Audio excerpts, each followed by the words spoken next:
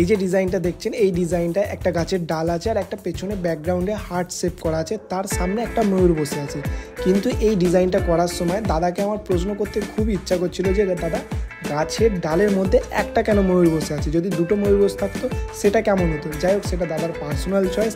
আর আমি কাজটা কোথায় করতে গেছিলাম? কাজটা করতে গেছিলাম হুগলি জেলার কামারকুণ্ডুর বেড়াবেড়ি বলে একটি ছোট্ট গ্রামে। হ্যাঁ, কামারকুণ্ডু থেকে 2 কিলোমিটারও হবে না, 1 কিলোমিটার দূরেই এই বেড়াবেড়ি গ্রাম।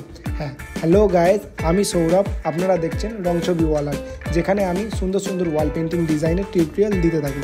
বাড়ি থেকে বেরিয়ে ওই যে পেট্রোল পাম্প থেকে তেল ভরলাম, ভরে দাদার বাড়িতে পৌঁছে গেলাম। আমি কাজটা করতে গেছিলাম দুপুরে, মানে দুপুরে খাওয়া দাওয়া করে 2:30-র সময় বেরিয়েছিলাম, যেহেতু একটা সিঙ্গেল ওয়াল ছিল আর আমার বাড়ি থেকে মাত্র 10 মিনিটের দূরত্ব। এই যে কাজ করছিলাম হচ্ছে ওই যে বাজিমেলিয়ার মন্দির, আর তারপরে হচ্ছে বেড়াবেড়ি যে সূর্যনারায়ণ হাই স্কুল আছে, সেই হাই স্কুলের পাশ দিয়ে এসেই দাদার বাড়ি বেড়াবেড়ি বাজারের ঠিক একটু আগে। যাক, গিয়ে কাজটা শুরু করেছিলাম। কাজটা করার পর গাছের ডালটা করেছিলাম, সেখানে একটা আউটলাইন করে নিয়েছিলাম যে ময়ূর বসে আছে গাছের ডালে, আর ব্যাকগ্রাউন্ডে আছে একটা হার্ট শেপ, সেটা আবার একটা রেড কালার বা পিঙ্ক কালারের মধ্যেই, আর সেটা একটু ফ্লাওয়ার্সের পাপড়ি দিয়ে করেছিলাম।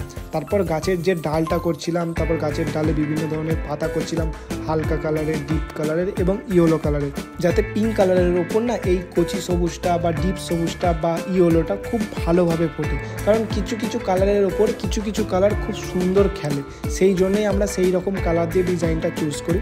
এই যে ডিজাইনটা ছিল, এই ডিজাইনটা দাদা পছন্দ করেছিল, কিন্তু পছন্দ করার পর আমাকে দেখিয়েছিল, যে বলেছিল এই ডিজাইনটা করতে হবে। আমি বলেছিলাম এই ডিজাইনটা কি ভালো লাগবে এই ওয়ালে, কারণ যেইটা আমাকে ডিজাইনটা পাঠিয়েছিল সেটা একটা অন্য টাইপের ডিজাইন। আমি দাদাকে বললাম ডিজাইনটা একটু চেঞ্জ করে আমি এই টাইপের করি, একটু ব্রাইট, একটু লাইটের ওপর মানে আর কি কালারগুলো থাকবে, গাছের পাতাগুলোর কালার একটু চেঞ্জ করি, আর ব্যাকগ্রাউন্ডে যে লাভ শেপটা আছে সেটাও একটু ব্রাইট করার চেষ্টা করি, মানে রেড, পিঙ্ক আর হোয়াইট দিয়ে।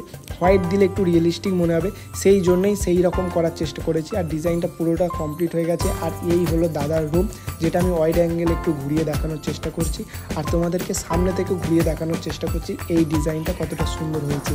হ্যাঁ, আর দাদার রুমের ডেকোরেশন যথেষ্ট সুন্দর, তাই আমি দাঁড়িয়ে কিছু ফটোগ্রাফি এবং ভিডিওগ্রাফি করে নিচ্ছিলাম, কারণ যেই ফটোগুলো আমি আপনাদের সাথে শেয়ার করতে পারবো, আর আপনারা দেখে এই ধরনের ডিজাইন আপনাদের বাড়িতে করাতে পারবেন।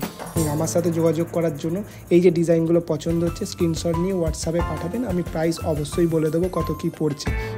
আর আমি বাড়ি ফেরার পথে আমি এক জায়গায় দাঁড়িয়েছিলাম, এই হচ্ছে বাজিমেলিয়ার যে স্বাস্থ্যকেন্দ্র বা হসপিটাল মাঠ, এই মাঠে আমরা ফুটবল খেলি, তাই এখানটা দাঁড়িয়ে একটু ভিডিও করলাম।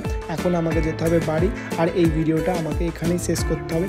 দেখা হচ্ছে নতুন কোনো একটা ওয়াল পেন্টিং ডিজাইনের সাথে বা ওয়াল পেন্টিং টিউটোরিয়ালের সাথে। ততক্ষণের জন্য টাটা, বাই বাই।